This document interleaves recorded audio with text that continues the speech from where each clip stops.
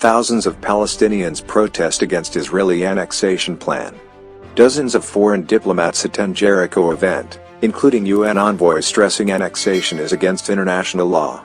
Thousands of Palestinians have rallied in Jericho to protest against Israel's unilateral plan to annex large swaths of the occupied West Bank and Jordan Valley.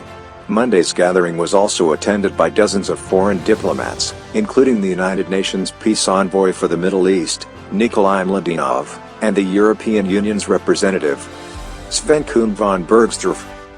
British, Chinese, Russian, Japanese and Jordanian diplomats were also at the rally.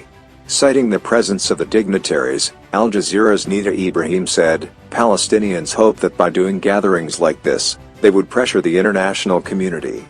They want the foreign diplomats to speak to their countries to pressure Israel not to move forward with its plan," she said from the Jericho rally. They want these countries to tell Israel that they are going to impose sanctions. Israel has promised to annex illegally built Jewish settlements in the Jordan Valley, moves that were detailed in a controversial plan unveiled by U.S. President Donald Trump in January.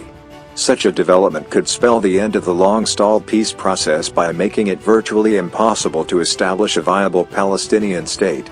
Trump's plan foresees the eventual creation of a demilitarized Palestinian state on the remaining patchwork of disjointed parts of the Palestinian territories without occupied East Jerusalem, which Palestinians want as the capital of their state.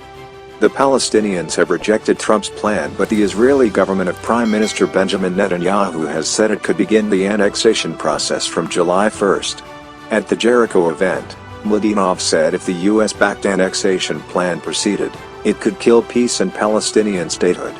The UN believes annexation is against international law, Mladenov said, reiterating the world body's long-held position. If it happens, it might kill the very idea that peace and statehood for the Palestinian people can be achieved through negotiations, he added. Mladenov urged the Palestinians to oppose the Israeli plan by peaceful means.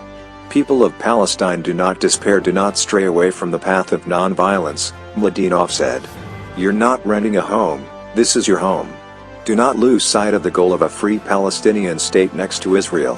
Von Burgsdorff said steps taken towards annexation would not pass unchallenged, adding that the EU, which has also rejected Trump's plan, would continue to support a negotiation process towards the two-state solution as the only way to fulfill the aspirations of both people, according to Palestinian news agency Wafa. The unresolved final status issues must be decided through direct negotiations between both parties. This includes notably the issues related to borders, the status of Jerusalem, the refugee questions, and of course security, he said. The event was held despite gatherings being banned due to a surge in coronavirus infections.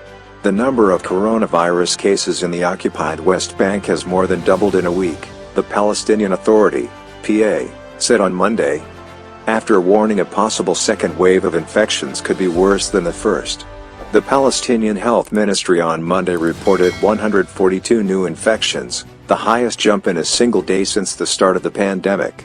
However, Ibrahim said PA officials have allowed gatherings against the planned annexation to take place due to the importance of the issue, with more events planned in the coming days and weeks.